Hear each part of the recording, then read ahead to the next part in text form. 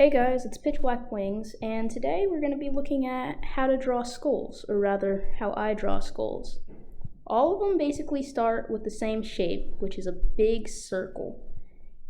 You bring it down into a bit of a nose ridge, and you have the socket for the nose at the end of the snout, and then a bit of a ridge at the bottom, at the base of the skull, at the front here, I should say, where the front teeth and the fangs are drawn. And then you add some teeth after that, just a few, because the teeth don't go till the end. There has to be room for the lower jaw. Curve upward at the end, that's what the circle is for. Add an eye socket somewhat close to the front of the skull, because most animals have their eyes placed forward. That arrow was rather weird. Let's ignore that. An ear hole at the back of the skull, and some lines that show some depth to the skull itself. Some ridges, something like that. And that's your basic kind of scary creature skull. That looks pretty good. Let's add a bit of variety. Let's say, how about a dragon kind of skull, you know? Start with another circle, and we're gonna give this guy a lot more sharp edges, you know? Really dangerous creature. It's dead, but who knows how many people it took out before someone took it out, you know? Give it some fangs, some teeth, a lot sharper than normal.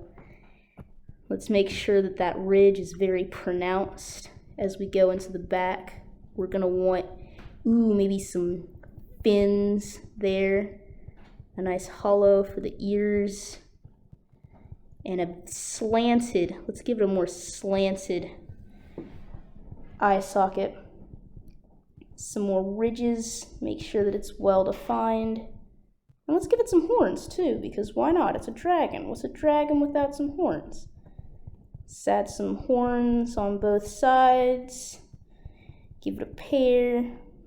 Add a bit of depth where necessary. And you know what? That looks pretty good for a quick sketch. How about a smaller creature? How about something a little cuter? So we start with another circle. There's a whole bunch of circles here.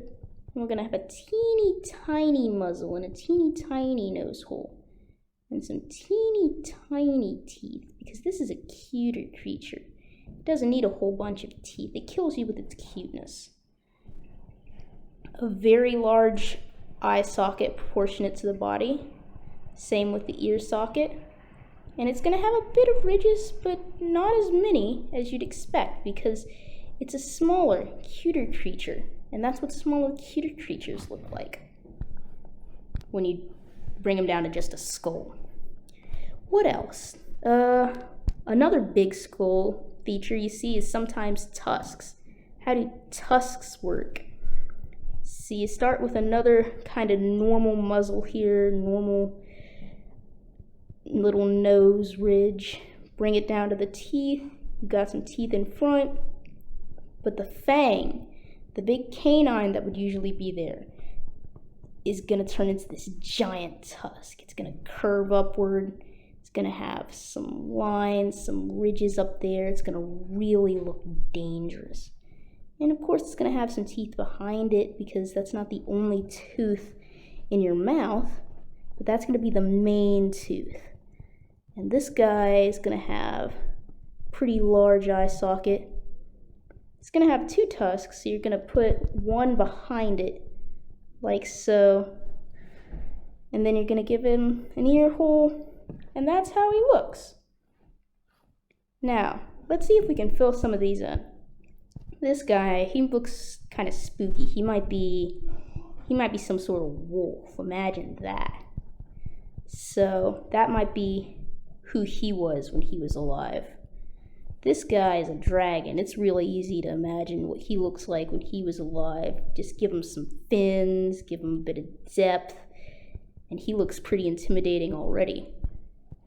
This guy's rather cute. Let's give him some ears, some rather large ears, bunny looking ears, a lot of fluff, and that looks like he might have been a nice friend back in the day. And this guy, let's give him some shorter ears. Maybe this one's a bit mangled up. He was a fighter. And he looks like a little monster is what he looks like. But that's how I draw skulls.